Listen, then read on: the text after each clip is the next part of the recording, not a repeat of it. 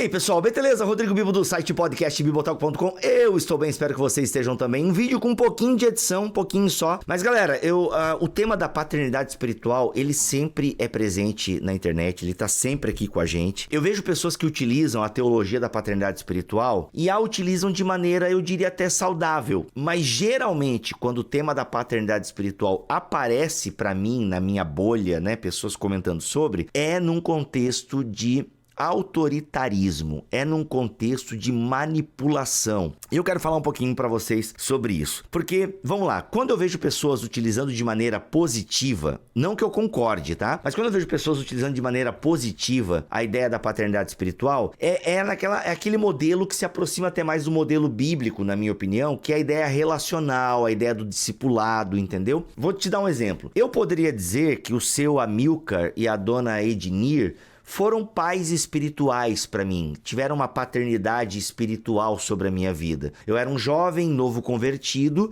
e de uma família não evangélica, então sem evangelho dentro de casa. E a dona Ednir e o seu Amilcar, pais do meu amigo Mauro, cara, eles me acolheram muito na casa deles, assim, a gente teve...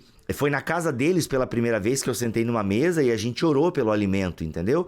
Foi na casa deles que eu já tive puxão de orelha, entendeu? Porque a gente estava fazendo determinada coisa. Foi na casa deles que eu recebi literatura para poder ler e aprender alguma coisa sobre Jesus. Aliás, eu lembro até hoje um livro que a dona Ednir me emprestou, Senhor, ensina-nos a orar. Não lembro o nome do autor, mas até hoje, cara, é muito louco isso. Até hoje eu faço as orações flechas que eu aprendi naquele livro, que é basicamente você vê um caminhão de bombeiro, uma ambulância ou uma situação na rua, você já faz uma oração por aquilo e tal. Até hoje eu pratico isso, eu acho muito legal. Então eu poderia dizer que, de alguma forma, eles são os meus pais espirituais. Só que em nenhum momento eles fizeram, né? Eles tiveram um autoritarismo com a minha vida. E outra, a função de todo pai, seja no âmbito espiritual ou no âmbito natural, por assim dizer, é criar os filhos para viverem de forma autônoma, né? Nós criamos os filhos para viverem de forma autônoma. A gente cria os nossos filhos para que eles sejam responsáveis e saiam da nossa tutela, por assim dizer.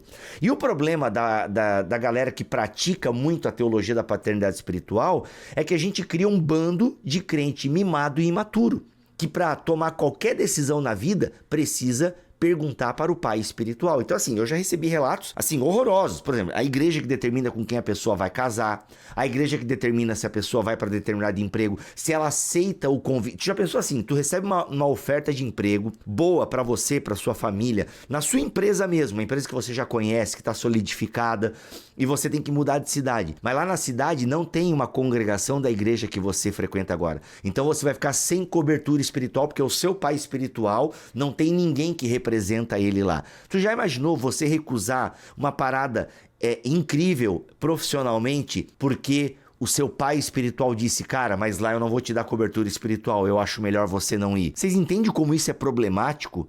Você não pode casar com essa pessoa, você tem que casar com a outra. Não faça isso. Ou seja, pessoas que precisam perguntar para o seu líder espiritual ou o seu pai espiritual se podem em determinada festa da família ou não. Gente, isso é uma escravidão emocional e espiritual. Isso não é paternidade espiritual. Entende? Então esse tipo de paternidade espiritual ela é doentia e não promove o discipulado. Ela promove a dependência. E isso é terrível, porque nós, como cristãos, devemos depender em primeiro lugar de Deus. Em segundo lugar, da comunidade. Não de um líder espiritual, mas da comunidade. E o depender da comunidade não é assim, posso isso, posso aquilo. Não. A sua consciência em relação com o Espírito Santo e, obviamente, com também a teologia e doutrina da comunidade é que vão reger a sua vida. Entende? Não essa coisa assim de o líder espiritual determina o que vai acontecer na sua vida. Gente, isso é doentio. Esse tipo de paternidade espiritual, ela é doentia. Um pai não tem que ficar dizendo o que você tem que fazer ou não. Por exemplo, assim, um pastor, um bom pastor, uma boa pastora, um bom líder espiritual, ele vai te aconselhar conforme a palavra. Ele vai te dizer, olha, de acordo com a palavra, o melhor caminho seria esse. Entende? Olha, de acordo com a palavra, espera-se isso do cristão. Ele não vai dizer o que você tem que fazer. Entende? Ele vai te dar conselhos a partir da palavra. um pastor não manda em ninguém. Ele não manda no crente, ele não manda nas ovelhas. Ele também é ovelha do sumo pastor. Ele também é filho do Pai Celestial.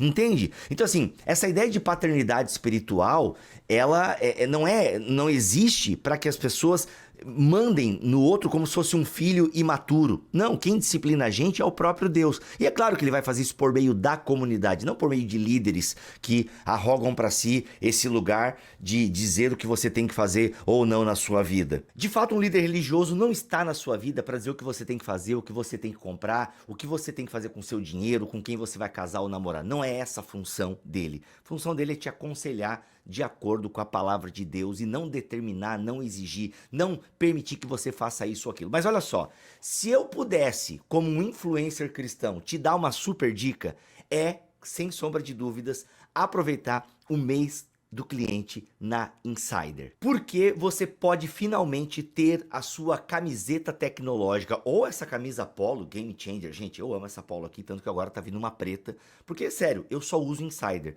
Se você já me viu aí na sua igreja ministrando, eu tava de Insider, eu tenho certeza. Porque há 1 ano, as minhas viagens têm pouca roupa. Por quê? Porque eu só levo Insider. Aliás, uma coisa interessante. A mulher que ajuda a minha esposa lá no serviço da casa, ela fica com a parte de passar roupa. E ela tem falado pra minha esposa, aliás, ela falou pra minha esposa recentemente, nossa, eu tenho passado pouca roupa. E por quê? Porque antes eu usava 1, 2 camisetas por dia. Agora com a Insider é 1 camiseta por dia. Fora que essa camiseta que eu usei na segunda, posso repeti-la ali pela 4ª ou às vezes na 5ª, porque eu uso bastante preto, mas eu tô usando uma cor diferente hoje. Eu amo inclusive essa polo aqui da Insider, tá? Então o que acontece? Diminuiu o tempo dela de passar roupa. Por quê? Porque eu uso Insider. Insider quer dizer o quê? Praticidade. Usei, coloquei para lavar, ou usei mais uma vez, coloquei para lavar, lavei, botei no varal, do varal direto pro meu guarda-roupa, do meu guarda-roupa direto pro meu corpo. Por quê? Porque a Insider desamassa no seu corpo. E Bibo, tu falou que usa mais de uma vez? Claro, tem aqui, ó, tem tecnologia antibacteriana, não se reproduz aquelas bactérias que dão mau cheiro. Sério, gente, Insider é praticidade. Inclusive agora eu convenci, né, Ih, tá balançando o celular, mas calma, é que tá balançando que é a emoção de tanto desconto que você vai ter na Insider esse mês. Mas tava conversando com uma amiga minha que tem um restaurante aqui e ela finalmente deu uma Insider pro marido dela e assim, ele tá encantado com a qualidade do tecido, sabe? É aquele abraço gostoso, é a praticidade, gente, o fato de desamassar no corpo, sabe? Ó, quem passa roupa sabe como é chato passar roupa. E com a Insider, porque assim, também é feio você andar com a camiseta amassada por aí, né? Com a Insider não, você põe no seu corpo, ela vai desamassando. Então é a praticidade de poder usar mais de uma vez uma camiseta. Eu agora vou para Londres, no BT Day que vai rolar lá em Londres. Cara, com certeza na minha mala, eu vou passar 5 dias lá em Londres. Mano, eu vou levar 5 Insiders, por garantia. Por quê? Porque eu tenho certeza que eu vou repetir alguma delas, então eu vou usar menos Insider ainda. A camiseta que eu vou vai ser a mesma que eu vou voltar. Bibo, mas não dá cheiro mesmo? Cara, não dá. Se você tem uma vida assim, mais de escritório, só sai pra almoçar, volta, né, não trabalha no pesado, cara, a Insider dá conta demais, entendeu? Mas eu que trabalho no pesado, ela vai segurar também. Só que daí, claro, né, você vai suar demais, a Insider não vai impedir você de suar, mas com certeza você vai respirar mais, é um tecido respirável, então vai lidar melhor com o seu suor. Aí é bom você colocar para lavar. E olha só, lavando no saquinho que você recebe ali, naquela bag, lavando em água fria, respeitando todas as regras de lavagem, você vai ter camiseta para mais de 5 anos. Olha só, galera, mês do cliente da Insider, você pode ter até 50% de desconto. Somando com o meu cupom BIBOTALK, tá? Ele vai te dar 15%. E tem produtos que vão ter promoções ali no site ao longo desse mês, podendo chegar até 50% de desconto, tá bom? Tem esse QR Code aqui que já vai com o meu cupom aplicado, ou o link que tá na descrição deste vídeo ou no primeiro comentário fixado, tá bom? O cupom BIBOTALK te dá 15% de desconto na Insider. Mas o mês do cliente, você pode chegar até 50% de desconto, somando com os outros descontos que estão rolando lá no site. Então aproveite para adquirir a sua Insider. A Bíblia fala, por exemplo, o pessoal utiliza muito a linguagem de Paulo, né? Onde Paulo chama Timóteo de meu filho amado, de meu filho na fé. Então, assim, essa linguagem, ela não é uma justificativa para uma doutrina formal da paternidade espiritual, entendeu? Ela não é, ela demonstra uma cultura judaica, onde de fato mestres chamavam, né, os seus discípulos de filho e tal. Então, assim, na tradição judaica, essa linguagem, né, de pai e filho, ela era usada usada, entendeu? Para essas relações pedagógicas ou de discipulado. Elas eram utilizadas. Só que é o seguinte, o discipulado cristão, gente, eu não sei se meu áudio tá estourando, o que o meu editor vai fazer, mas é que eu fico aqui, parece dar umas estouradas, eu já até baixei o volume aqui, mas tomara que o volume tenha ficado bom, se não ficou bom, desculpa, é que às vezes eu começo a me exaltar também com esse tema, mas vamos lá. Por mais que na tradição judaica, e Paulo escreve a partir da tradição judaica, se tenha essa relação, né, de pai e filho, né, no discipulado, e Paulo emprega um pouco isso, até porque está embebido dessa cultura, na sua relação com Timóteo, mas Paulo em nenhum momento chama a responsabilidade para si, entendeu? Ou seja, Paulo quer que Timóteo cresça na fé.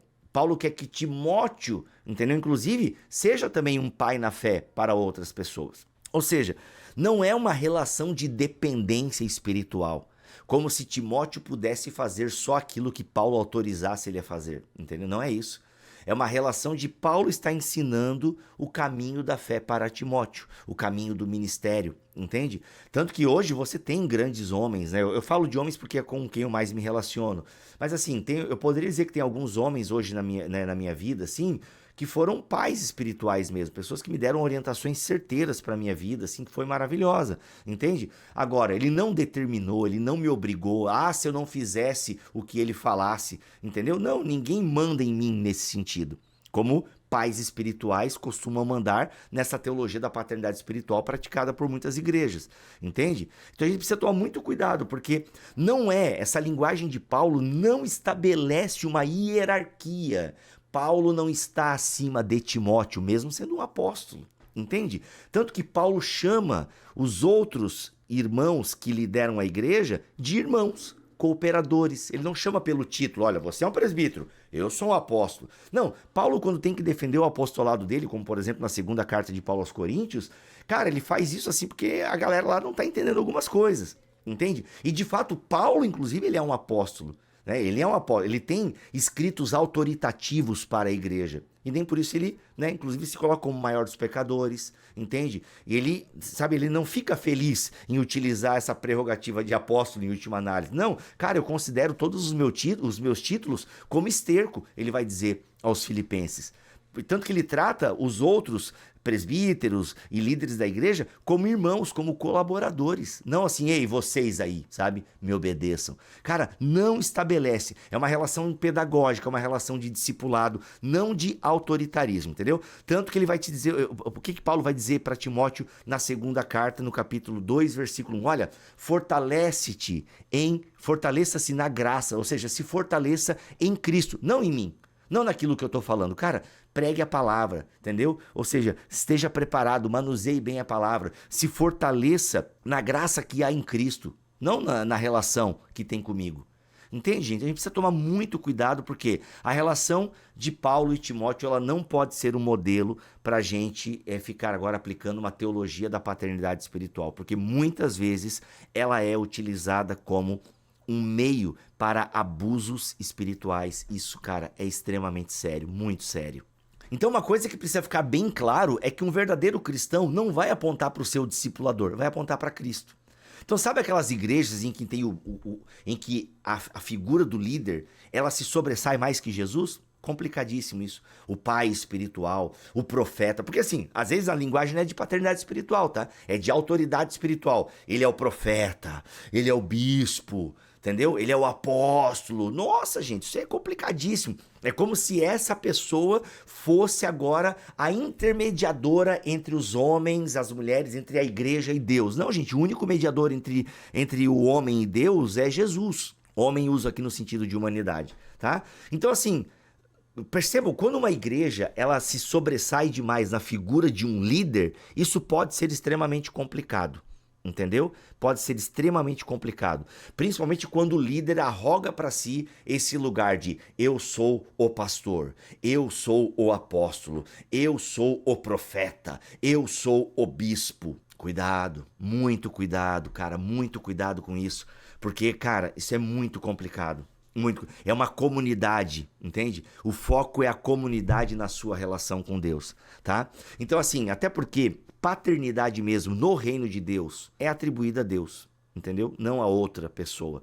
Ah, mas Abraão é o nosso pai na fé. Não, ele é o pai porque ele não é o nosso pai na fé no sentido de paternidade espiritual. Não, ele é o nosso exemplo de fé. Ele é o nosso exemplo de que quando você acredita em Deus, você é justificado por Deus, entendeu? Você é justificado pela fé. Abraão, ele é mais um exemplo para nós, entendeu? Ele é o nosso pai na fé. Por quê? Porque a partir de Abraão se começa a história da salvação, ou seja, a salvação por graça e fé começa com Abraão. E agora, nós que estamos em Cristo, somos o quê? Filhos de Abraão, nesse sentido. E Paulo ali tem um argumento próprio, que ele utiliza isso em qual carta? Aos Gálatas, agora eu não lembro, mas também é uma argumentação própria do que Paulo está enfrentando naquela comunidade. Eu não posso usar o exemplo de Abraão, ou o exemplo de Elias e Eliseu, para se criar uma teologia de paternidade espiritual, ou de transferência de unção. A gente tem que cuidar com as hipérboles, com as linguagens figuradas do Antigo Testamento, e a partir disso criar doutrinas. Entende? Ah, porque Eliseu chamou Elias de pai, ele é um pai espiritual.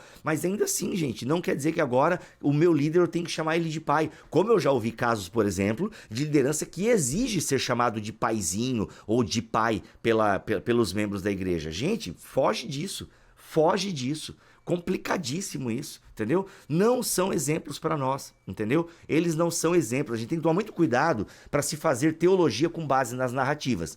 Eu acredito, como pentecostal, que as teologias têm intenções teológicas. Agora, para nós fazermos uma doutrina, a gente tem que tomar muito cuidado de, em poucas passagens, se criar toda uma teologia de aplicação para a igreja. Ainda mais quando essa narrativa está no Antigo Testamento. Ah, mas o Antigo Testamento não vale? É claro que ele vale. Mas a gente tem que lembrar que a gente tem que ler ele sempre à luz do Novo, porque ele é sombra, entendeu? O Antigo Testamento não é à toa que a gente chama ele de Antigo. Nós temos agora um novo, e esse novo nos ajuda a ler o antigo, tá? Então, assim, há uma base bíblica para uma linguagem, uma linguagem assim de, ele é meu pai espiritual. Eu não sou contra usar essa linguagem, só que é baseado na mutualidade, no respeito, entende? E sempre centrado em Cristo, não na figura do líder, entende? Então, assim, eu poderia dizer tranquilamente, entendeu? Seu Amilcar foi um pai espiritual para mim, né? A dona Ednir, uma mãe espiritual para mim, sabe? O Paulo Borges Júnior, teve momentos na minha vida que foram assim, e ele foi, aliás, eu conheço vários amigos que podem chamar o Paulo Borges Júnior de pai espiritual, entendeu? Porque o cara foi, assim, tipo, marcante num determinado momento da vida deles, como é para alguns amigos até hoje, entende? Mas em nenhum momento o Paulo Júnior vai dizer, não, você tem que estar debaixo da minha cobertura espiritual. Gente, não tem cobertura espiritual, só a de Cristo, entende? E o bom líder vai apontar para essa cobertura espiritual. O bom líder vai dizer para você, cara, vai lá para a cidade então, você fez uma análise, é uma boa cidade para sua família? A empresa vai ser bom para você na empresa? Cara, então, pô, vamos procurar uma igreja bíblica lá nessa igreja. O pastor ainda vai te ajudar a encontrar, vai acionar a rede de pastores. Gente, uma ovelha muito querida tá indo para a cidade tal, tem uma igreja bíblica aí e tal, entendeu? Não vai dizer pra você assim, não vai porque lá não tem cobertura espiritual, porque o meu ministério não tá lá. Gente, foge disso. Foge disso porque isso é bucha, tá? Isso sabe? Isso, cara, um pastor, uma liderança não vai controlar suas decisões pessoais. Isso é você e Deus, é você e seu cônjuge, entende? Você pode pedir conselhos, né? A sabedoria tá na multidão de conselhos, mas a decisão final, a responsabilidade é sua, entende? Então, assim, porque quando você se submete a uma liderança assim, que arroga para si esse lugar de cobertura espiritual, de paternidade espiritual, você não amadurece como ser humano, você não amadurece como cristão. Então, abre o teu olho. É uma supressão da sua consciência individual. Cara, foge disso. Foge disso, tá? A autoridade espiritual na Bíblia de um líder é para pregar a palavra, não para decidir as coisas na sua vida. Abre o olho, tá bom? Cuidado com isso. Galera, gostou desse vídeo? Dá aquele like, dá a sua opinião, se inscreve no canal se ainda não é inscrito, passa adiante, vamos ajudar o canal a crescer, eu conto sempre com vocês. Lembrando que vai comprar na Insider, use o cupom BIBOTALK que te dá desconto, o link já está aqui na descrição desse vídeo e no primeiro comentário fixado, e geralmente já vai com o cupom aplicado, mas abre o olho, o cupom não está aplicado na hora de fechar a compra, aplica o cupom BIBOTALK que vai te dar desconto. Obrigado, gente.